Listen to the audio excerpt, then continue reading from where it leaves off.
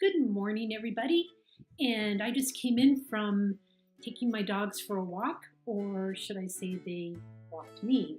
But, anyways, I was out and I was moving pretty briskly in this cold day today, and it feels so good. So, welcome to day 3 of my informational series on prediabetes. And one of the things we're just going to touch upon ever so briefly today is losing weight.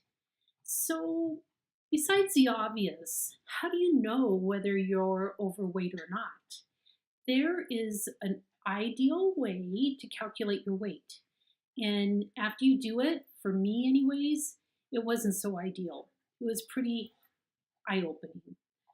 So, research tells us that you calculate it the following way. So, if you're 5 feet, we'll start off with the baseline of 105 pounds. And for every inch taller than 5 feet, you add 4 extra pounds. So, for example, I'm 5'6", and I've been that height throughout my entire adult life. So, in reality, I should weigh 130 pounds. I'm going to be perfectly honest here. I haven't weighed 130 pounds since before I had babies. Now, for me, that would be really low at this point in my life. Would I love to be there? Absolutely. Am I anywhere close? No, I'm not.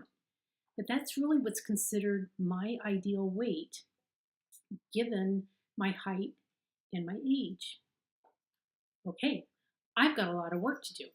And it's not really about just losing weight, it's about gaining my health, gaining my energy and strength, and living my life the best way I can with health and vitality. That's what I want. So, I touched upon yesterday 3 things that you could eliminate immediately from your diet. And just to kind of mess things up a little bit more today, I'm going to add a couple of other things. And one of them is salt. Now, again, if you eat a lot of processed foods, you are eating a ton of salt. It's one of the ways manufacturers preserve food. It's everywhere unless you're cooking from home. If you're cooking at home, you can kind of balance the amount of salt depending on what it is you're preparing.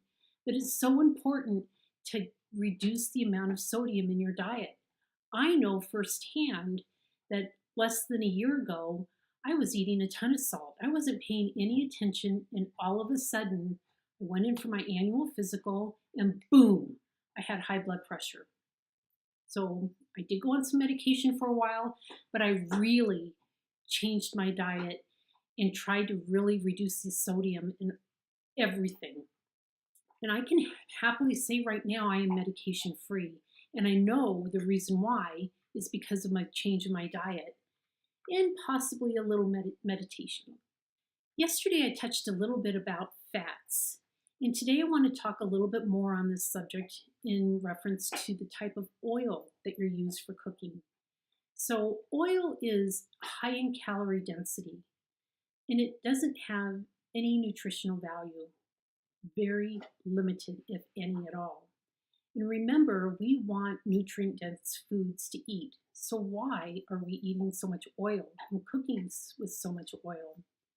One of the practices I've taken on, instead of sauteing vegetables, say in a little bit of olive oil like I used to do, I'm using water or chicken or vegetable broth. You can't taste any difference whatsoever, but I am reducing the oil in my diet. And that's just one of the things we want to do because the more oil we consume, the more insulin resistance we're creating in our system, and we're also causing inflammation in our joints. And then finally, sugar. I know it's like beating a dead horse, right? You hear it every which way about the difficulties with sugar, what it does to your body and your system, what it creates not only in your gut, but in your bloodstream as far as insulin resistance and glucose levels.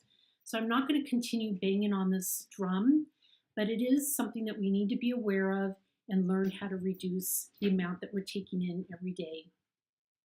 So that's just a little summary of some of the information that you'll be getting today in your PDF. And just remember, just like I did today, I got out this morning and I took my dogs for a walk, and I just feel so energized and ready to go. Thank you for joining me today on day 3. I had a great start to my morning, and I know it's because I went out and took my dogs for a walk. Or should I say, I took myself for a walk. There's nothing more invigorating than that cool morning air and just getting yourself out and going. So remember, one thing you get from today is continue to exercise, and then also review the PDF I sent you that has some good suggestions on other areas as well. Thank you for joining me today. I look forward to seeing you again tomorrow.